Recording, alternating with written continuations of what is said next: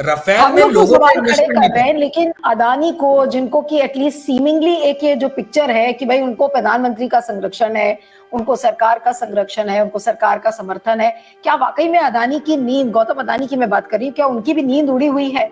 कि जिस तरीके से स्टॉक वैल्यूएशंस गिरे हुए हैं, उन्होंने ये भी कहा था कि देखिए इन्वेस्टर कॉन्फिडेंस को वापस लाने के लिए मैं लोन्स को प्रीपे करूंगा, तमाम चीजें वो कर रहे हैं, लेकिन आपको लगता है कि उनकी नींद वाकई में उनके लिए इतनी बड़ी चिंता का विषय है, या वो सोच रहे हैं कि ठीक है हम बाउंस बैक कर लेंगे, अभी तो ये एक छोटा सा फेज है, इसको क्रॉस कर लेंगे?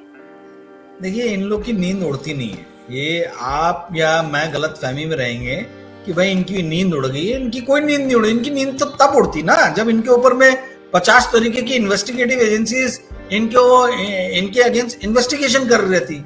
अभी नीलू जी बोल ले या राजीव जी बोल ले, अबे चिल्लाते रहो आप लोग अपने प्लेटफॉर्म पे, इनको क्या फर्क पड़ रहा है? इनको क्या फर्क पड़ रहा है? तो इनकी कोई नींद नहीं उड़ी। इनके स्टॉक्स नीचे जा रहे हैं तो वो तो बोलेंगे कि भाई मेरा तो 2 लाख करोड़ था 2020 में, तो अभी 2 लाख करोड़ पहुंचा है क्या? नहीं पहुंचा है। 7 लाख करोड़ पे हूं मैं अभी भी। तो क्या है, मेरे को किस बात का? अभी भी 3 गुना ज्यादा हूं।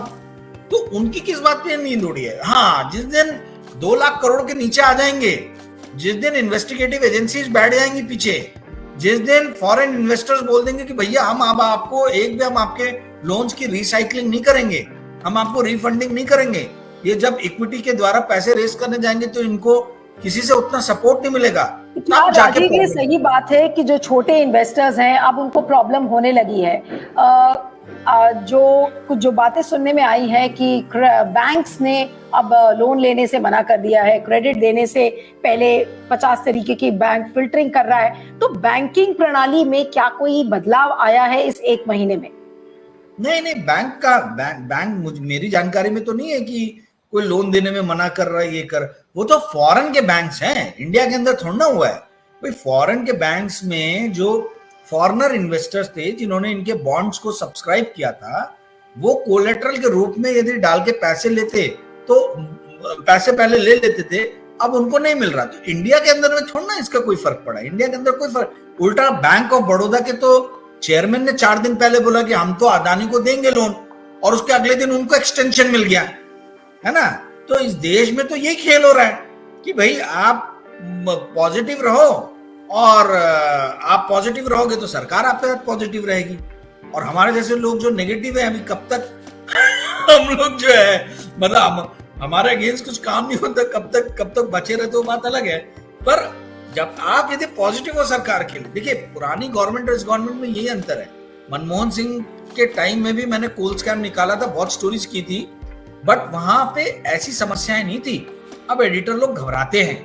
आप न्यूज चैनल देख लीजिए, बहुत कम आपके ऐसे साहसी लोग हैं, बहुत कम आपके ऐसे साहसी लोग हैं जो चला रहे हैं इश्यूज को और इस इश्यू को जिंदा रखे हुए हैं।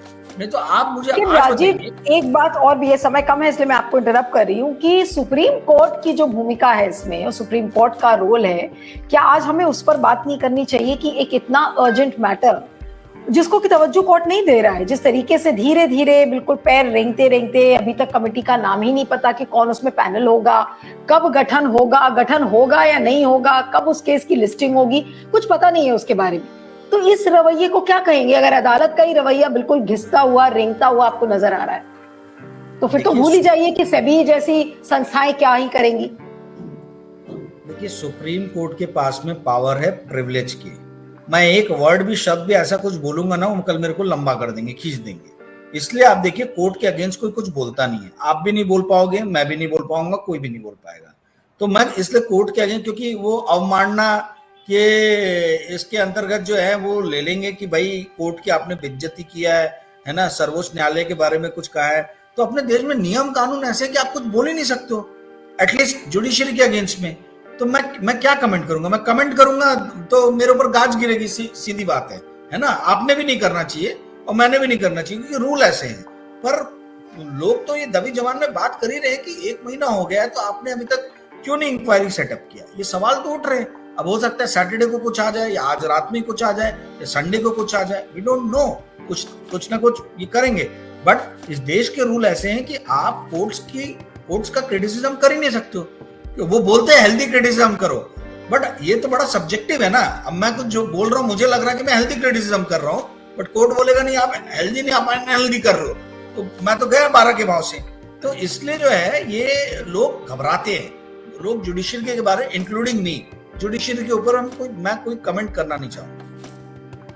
अब अंत में क्या कहेंगे, जिस तरीके से 1 महीने बाद अर्थव्यवस्था के आपने पहलू समझाए कि किस किस तरीके से क्या क्या नुकसान हुआ है, अंत में क्या कहेंगे इस अदानी हिंडनबर्ग स्कैम को लेकर? सरकार चुप है, कोई भी रेगुलेटरी अथॉरिटी चुप है, अभी कोर्ट का हमें नहीं पता कि कब वो लोग संज्ञान लेंगे, जब भी लेंगे तो फिर वो चीज रिपोर्ट की जाएगी। लेकिन ऐसे में अदानी महफूज है, ऐसा लग रहा है, उनको कोई भी चिंता वाली बात नहीं है, उनको पता है सब तरफ से उनको प्रोटेक्शन मिली हुई है, ना उनसे कोई सवाल होगा ना कोई जवाब होगा, तो हम और आप जैसे लोग भी कुछ दिन बोलेंगे और फिर हम शांत हो जाएंगे। वही तो टैक्टिक्स तो वही है, टैक्टिक्स तो वही है। इसलिए मैंने कहा कि देखिए हमारा रोल एक लिमिटेड है। अब ये जो है बॉल जो है ये विपक्षी पार्टियां, रेगुलेटर, सुप्रीम कोर्ट, इनके पाले में चला गया। जो मीडिया कर सकती थी, मीडिया ने अपना रोल प्ले किया। सारी मीडिया ने नहीं किया होगा पर कुछ मीडिया ने तो किया है भाई, इस इशू को जिंदा रखा है। अब यदि आप पॉलिटिकल पार्टीज ने, देखिए इसी कारण आप देखिए सडनली छत्तीसगढ़ में रेड पड़ रहा है, कोई गायकार के अगेंस्ट केस हो रहा है, कभी कोई स्पोक पर्सन को उठा लिया जा रहा है प्लेन से। तो ये सब डाइवर्जेंस टैक्टिक्स हैं, और टैक्टिक्स यही है कि लोगों की जो स्मरण शक्ति रहती है वो बहुत छोटी रहती है, वो बहुत कम रहती है। आज बोल रहे हैं, अक्टूबर नवंबर तक आते थे लोग भूल जाएंगे कि अदानी क्या है क्या नहीं। आज फरवरी है।